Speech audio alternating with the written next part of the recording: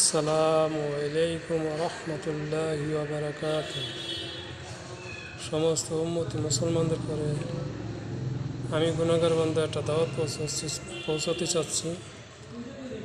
আগামীকালকে আরাফার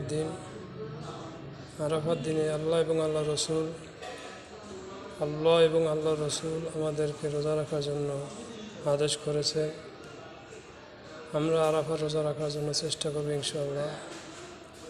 আরাফা রোজা রাখলে আল্লাহ সুবহানাহু ওয়া তাআলা আমাদের জীবনের সামনে এবং পিছনের সগীরা গুনাহ কথা 2 বছরের সগীরা গুনাহ কথাগুলো মাফ করে দেবে ইনশাআল্লাহ।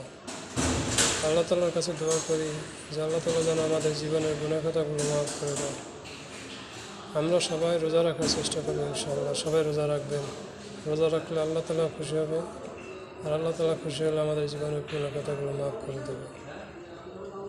সবাইকে সালাম দিয়ে আমি বিদায় নিচ্ছি। আসসালামু আলাইকুম রহমতুল্লাহি ওয়া বারাকাতুহু। আমিন।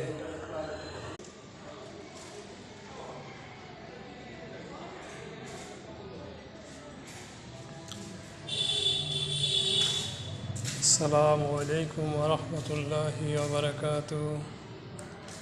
সমস্ত উম্মতি মুসলমান ভাই এবং বোন সবাই আমার সালাম গ্রহণ করবেন।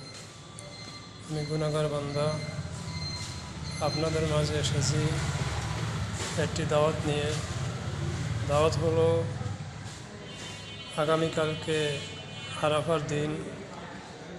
আরাফার দিনে আল্লাহ এবং আল্লাহ রসুল আমাদেরকে রোজা রাখার আদেশ করেছেন।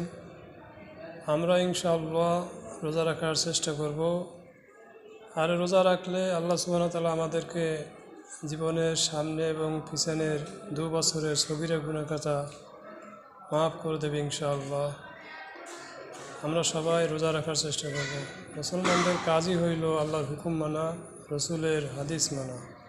আমরা যদি এই কাজ করে যেতে পারি মৃত্যুর আগ পর্যন্ত, তো আল্লাহ সুবহানাহু ওয়া তাআলা আমাদের জীবনের গুনাহ কথা হিসাব মাফ করে দিয়ে বিনা হিসেবে জান্নাতে দিতে পারে আল্লাহ সুবহানাহু ওয়া তাআলা চাইলে। আল্লাহ তাআলা দয়া ছাড়া আমরা কেউ পার পাইতে পারবো না। এই জন্য সর্বদা আল্লাহ তাআলার হুকুম আদায় করার চেষ্টা করবে ইনশাআল্লাহ। এই চেষ্টা করা উচিত হলেও আল্লাহ তাআলা আমাদেরকে মাফ করতে পারে। সবার কাছে আমি এই